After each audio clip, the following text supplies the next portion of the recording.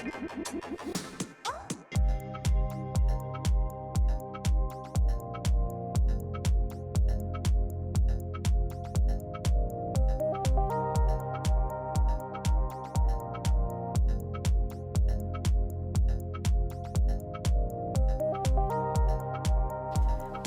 to Courageous Dialogues, podcast where I try and get to the heart of the matter with people in your community. Hi Nikki, thank you for coming on to Courageous Dialogues. How are you? Good, thank you, Tanya. Good to see you. Thanks for having me. Yeah, no, thank you for coming on. Now, do you like my picture in the background? I do. Definitely not my local fire service, that's for sure. No. So for the audience, can you tell us a little bit about yourself? So my name is Nicolette. I am a long-time Territorian. I grew up in Nhulunbuy, now living in Darwin. I'm 38. I have two children who are 12 and 14. Been married for a long time. My husband owns and runs his own business here in Darwin. Mm-hmm. And I've been a firefighter now for coming on 6 years. Wow. Okay. So this is the month of International Women's Day is on the 8th of March. So yeah. You're in a male-dominant field. Can you tell us a little bit about that? Have you always been interested in becoming a fiery? Did you have anyone say, no, you can't do it? No, I was not always interested in becoming a fiery. And I think one thing for women everywhere is this is a career you can pick up a little bit later in life. It's not something that you need to want to know or to want to do straight out of school. So I joined the fire service when I was in my 30s. So fresh out of office work. I had always been in male-dominated industries. I've worked for police in an administration role. I've worked for NT WorkSafe. I'd worked for the Defence Force. I'd worked for industries that generally are always male dominated. So I think I feel comfortable in those scenarios. But after having my children, so my daughter was only just born and she was maybe 12 months old. I actually went to a funeral and listened to some stories that they told about this amazing woman at the funeral about how she grew up in the time of the bombing of Darwin and everything. And it dawned on me that I wanted more from my life and I wanted more to be remembered for. I think that I had lived a very nice life, very cozy, always well-educated, well-employed, happy, healthy, all of those sorts of things growing up. But I was missing something. I wanted more from my career, from my life, and just, it dawned on me that at my funeral, I wanted people to say something a bit more of more substance, I guess. So community service minded. In your male-dominant field, and you can talk about any field that you've been in because you've been in so many.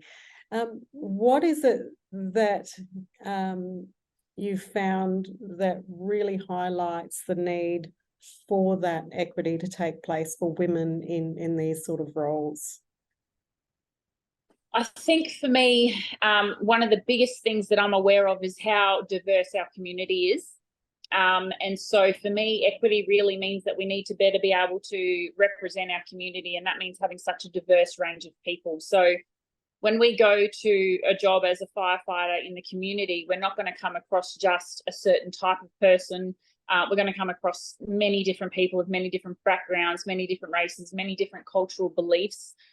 So for me personally, I feel that any fire service anywhere around the world needs to represent that community to the best of its ability. And having that incorporated into the fire service, that's equity and diversity for me. That's where it all comes down to. Okay, I'm thinking more like you're in a fire situation, something's happened to a colleague and they're a giant. What sort of training would you receive to actually help you support in that sort of situation? We obviously go through a very intensive training program to get in and become a firefighter, and we cover many different aspects of the role, and all of us are trained in that when we finally get on shift. And I think for us it's ongoing, it's ever evolving and ever happening. But I think with regards to having colleagues of different shapes and sizes and backgrounds and things like that, I think one of the things for females in this role is you need to be as strong as your male components, or you need to be able to achieve the same things that they could achieve. So at any moment I could be in a house fire and my colleague could be over 100 kilos, and he needs to have the trust in me to be able to get him out if something were to go wrong. So I think that's something for me that I've always taken pride in. I always remain fit and I always remain up to date in all of my training to make sure that I can always assist my work colleagues. So does that come up in conversation? You're sitting around with your colleagues, and if that comes up as a joke, would you actually respond to it, or would you actually demonstrate that you can actually carry your colleague out? I have demonstrated that I can carry some of them. Obviously, I'm not going to lift a 100-kilo guy on my shoulder, risk of injury there. But there are other ways and means that we can get someone out of the building.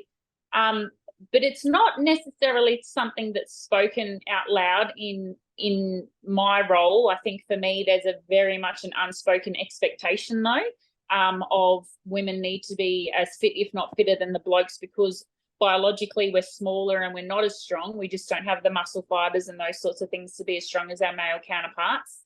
But the unspoken expectation is that women will remain fit, and the minute that a female were to lose that level of fitness, there would be some question and doubt around her ability to do the role. So for me, some people might look at that as a negative thing, but for me, I look at it as a really positive thing. That keeps me motivated. It keeps me functionally fit. That keeps me plugging away in the gym all day, every day. And I have this little OCD competitiveness about me that I just want to outdo the boys. So whether I'm working out at work or I'm working out at the gym with some mates that aren't in this same industry, I always have that drive to be as good as them, if not better. And I think that's come from that unspoken expectation at work, which is, like I said, some people might look at it negatively, but I love it. Hey, I was just thinking about, when we caught up, I asked you about being courageous and how do you face a fire? Like, my reaction would be, get away from the fire.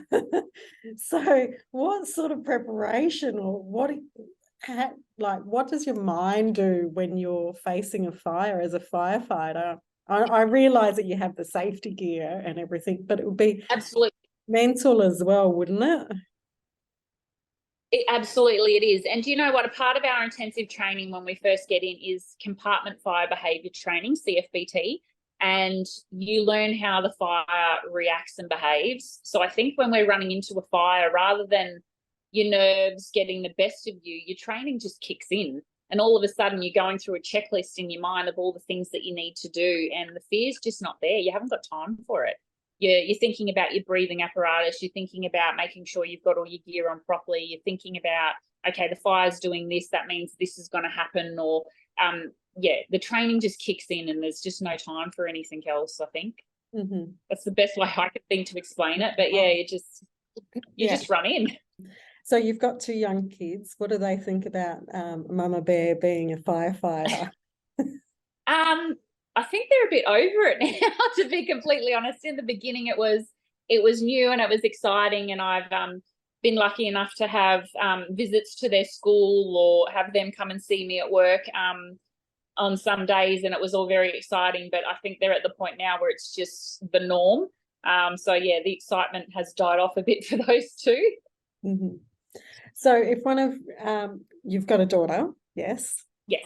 If your daughter came home one day and said, I really want to be a firefighter, and but I can't do it because I'm not fit, or I'm a gal, I mean, what advice would you give them in terms of what they need to prepare for, both physically, sort of mentally, and I guess being a little bit more resilient in terms of never giving up? So 100% resilience, that's the key. That key there is building resilience in children of that age, and even in adults, I think is really important. And I think that fear of failure just needs to go. I failed 4 times to get into the fire service. It took me 4 years of trying out, and I wasn't fit enough. I'll just be completely honest with that. I had just had a baby 12 months before, and I went into my first physical test and failed miserably. And don't get me wrong, I did come home and have a bit of a cry and get upset about it and think I'd never go back again. But after a little while, you sort of, knock a bit of sense into yourself and you think, oh, come on, get back up on the horse and let's go again. And it's that resilience. You just have to be not scared to fail. And in hindsight, I'm actually proud and so much happier that I did fail. I wouldn't be the person or the firefighter that I am today if I didn't fail that many times.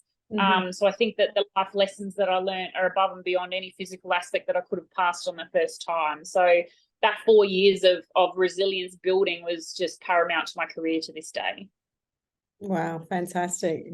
Great effort. So can I be very personal here and ask, was it physical each time that you failed? No, surprisingly, once I actually failed the psych test, I don't know, and I had to wait a full 12 months to sit that again. I don't know what that was about. I was taking the test in another state. I had a wedding to go to in WA, and I sat in an exam style scenario there with a bunch of people taking psych and aptitude tests for all around Australia. And I don't know what happened that year, but I think the fact that I had left my sister's wedding to go and sit a psych aptitude test for the fireys, and there was a big family blue going on, and a few other things in the background. Maybe I wasn't mentally ready to take that test that day, and that's all I've put it down to. So, but yeah, 3 out of 4 was failing the physical test. It did take me that long to build up my strength after being a mum to a new baby, and previously only having really been a runner and into sort of more cardio fitness, to really start lifting weights and just building that resistance training up and getting muscular strong to be able to pass the test. Yeah, no, good to know. See, so on and off day, we can all fail a test. Absolutely. Depends on the day. You're a different person at a different point in time. Yeah, and then the hour sometimes when it comes to women. I thought I'd throw that one in there. So can you tell us you've always probably been courageous, but what's a pivotal moment in time when you thought, actually, I'm being really courageous here?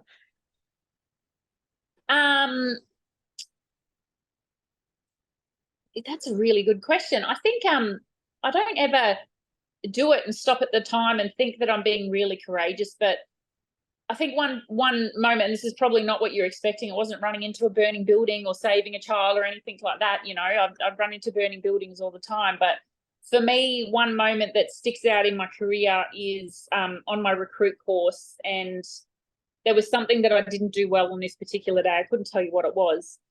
And I remember going into the toilet, and, my recruit course was made up of 10 guys and 2 girls.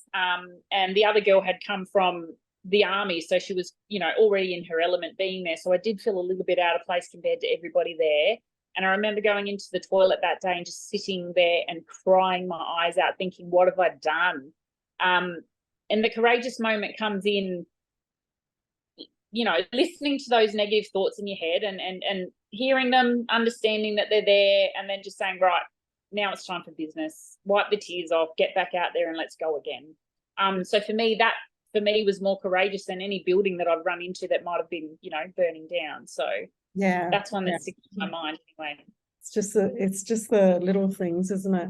So I've actually met you, and when I first met you, we talked a little bit about how you got to where you were, and you've got an interesting story. So Paspali Pearls, was that probably your first? Yes, and it was, yeah. So how you got there. So I left school, I think during year 11. I had a bit of an argument with my mum, who told me I was wasting everybody's time because I'd missed too many classes. And so I left school without getting my Northern Territory Certificate of Education and started working at Paspali Pearls. It was just an administration role that I applied for and was lucky enough to get.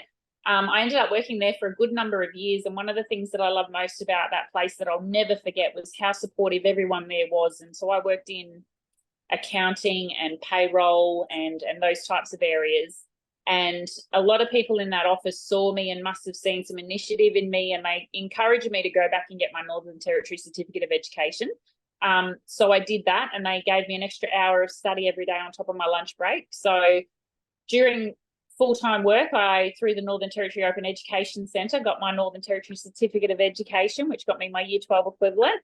And I'm so glad that I did that, because that would have been something that would have bugged me for a long time had I not have gone back and done it, because I knew I was capable, just maybe didn't have the patience and the focus that was required at the time. So I went back and got that, which was really good.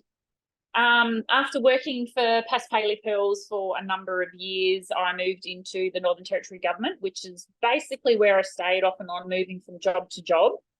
And I think that's one thing with regards to the role I'm doing now as a firefighter. I knew that I needed something more, in a sense that every couple of years I would get bored in my role and I would change and I would move to another role. And then 2 years later, the same thing would happen and I would just bounce from role to role to role. And now, having been a firefighter for 6 years, I couldn't imagine doing anything different. I couldn't. So definitely the type of role that I should have been doing for a long time, I think. Okay. So can you tell us what like a daily life as a firefighter might be when you're on shift? Because I know you do sort of rotational, sort of 4 days on, maybe 4 days off. Was that? Yeah. Yep. So we do, and I think there is a very similar roster around Australia. I'm not sure about internationally, but 2 days and then 2 nights. So personally, my role is 10-hour days and 14-hour nights. And then we go into our 4-day off period.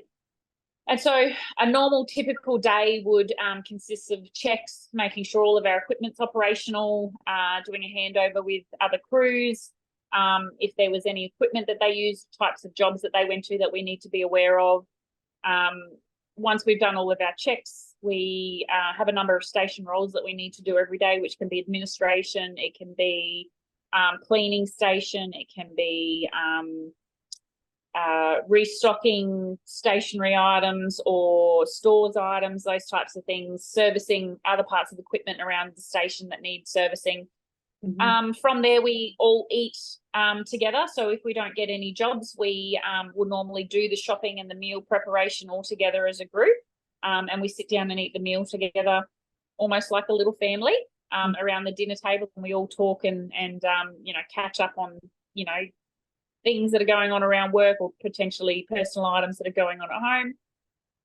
We do lots of drills and training as well during the day. So we've got a constant flow of newer staff coming through that have different skills consolidation books that they need to get different tasks checked off on, whether it be driving or pump operation or all these other types of things, knots and lines or potentially road crash rescue type drills. So we'll normally try and fit those in. We do get an hour of downtime, they call it, but generally speaking, most of us will go into the gym and do our workout at that time of day. Obviously, remaining functionally fit in this role is very important. And then, just general station duties. And, sometimes we do school visits, sometimes we do building inspections for people that might need to have an inspection for any types of programs that we have going on around and things like that. Night shifts are a little bit different. There is more downtime and we tend not to do as much on the night shifts, obviously because it's the middle of the night. But at any given time during that day or night, if the bells drop, that's when we leave and we go to the job. So, it can be halfway through cooking lunch, or you can be halfway through doing a drill or halfway through doing your checks in the morning, and it just all changes. And you just have to be able to adapt and change and just roll with whatever comes up. Yeah. Thank you. How important is teamwork in firefighting? And your team might include also the ambulance service, I imagine, and the police. Absolutely, and police as well. Yeah, definitely. Any job that we go to, the ambulance are there. The paramedics are, I look at them as angels on this earth. So they turn up to house fires to look after us. And if ever we're going to a job where there's someone injured, and we see them driving past, we're so thankful. These guys, they work amazing shifts, they do amazing work, and we could not do our job without them, that's for sure. And the police too, there's so much more that they do as well behind the scenes, even just with traffic diversion and taking care of members of the public when we're trying to do our role, things like that. They're just fantastic, and definitely those three working together is basically the dream team. So but with regards to teamwork, day to day, it is paramount. You have to have that camaraderie is one of the best things about my job. It's I go to work with 5 of my mates, and we cook meals together, and sometimes we work out together, and then, you know, the minute we need to, we all pull in and do the jobs that we need to do, and it just makes it work. There's just concurrent activity going on, and it's to stand back and watch it would be quite impressive. Everyone knows their role, everyone does what they need to do, and I think for me that camaraderie is one of the job satisfactions, like one of the best parts of my job, the reason that I come home every day and you're satisfied with what you've done. And you know, it's yeah, teamwork is paramount. So I was just thinking of you in the kitchen, going back to what you were saying before. Has anyone in your team ever tried, come on, Nikki, get in the kitchen? Oh, I do. Do you know what? I actually beat them to it, and I come up with jokes about how I've got smaller feet, so I actually get closer to the sink and things like that, like little things. And you know, about like having, you know, dishwashing and cooking on my resume, and, you know, mopping the floors and things like that. I love to beat the boys to it. Like, I beat them to their own punchline half the time. And I think being able to joke and make fun of yourself as well as your workmates is a part of the fun as well. Like, don't ever take things too seriously. And I think most of the guys respect that they're able to have a joke around like that with me at work. I think if ever I were to get offended or, you know, not enjoy that would, I'd lose part of my job satisfaction and, you know, potentially need to look moving on. You do school visits. Can you tell us a little bit about that? So I'm sure that the fire services all around Australia all have a number of different programs that they operate. And so we have a number of programs that involve us going and seeing school students. So this is something that I put my hand up for and do sometimes outside of my normal daily role. So on Friday, for example, I was at a high school and I was talking to students about becoming a firefighter and the different types of programs and things that they can do. I was encouraging them all to start getting fit now. I think at that age of about 15, that having a lifelong love of fitness and a journey through fitness is very important. I think if you pick it up too later in life, it is a lot more difficult. Remaining fit for any type of emergency services role is just really important. So yeah, we do go and visit schools and do all those sorts of things as well. Oh, great. You'll be a fantastic role model for the girls out there, I'm sure. Hopefully. Is there any advice or something that you want to leave girls and women with in terms of what they should be thinking about when they're facing, I don't know, a career or personal challenge, and it has something to do with the sex gender? I think for me is don't be scared to fail. Mm-hmm. That's one of the biggest things. And as we discussed resilience already, that was one of the biggest things that I've taken from my whole journey into this industry and any male-dominated industry. And I guarantee you there will be tough times. So that ability to fail and stand back up if you've been knocked down is just paramount. And don't ever expect anything less. I would never dream of asking for a standard any less than my male counterparts. Like I've mentioned before, I actually try to outdo them. You know, that little OCD competitiveness in me. I think that has given me the ability to connect with a lot of my male colleagues a lot better. They respect me a lot more for that. And you just earn your place in their lives, in that role, in the community, in the workplace. But yeah, definitely that resilience. Don't be scared to fail. I look at failure as, you know, the best lesson you could ever learn. Yeah, thank you so much for coming on to Courageous Dialogues.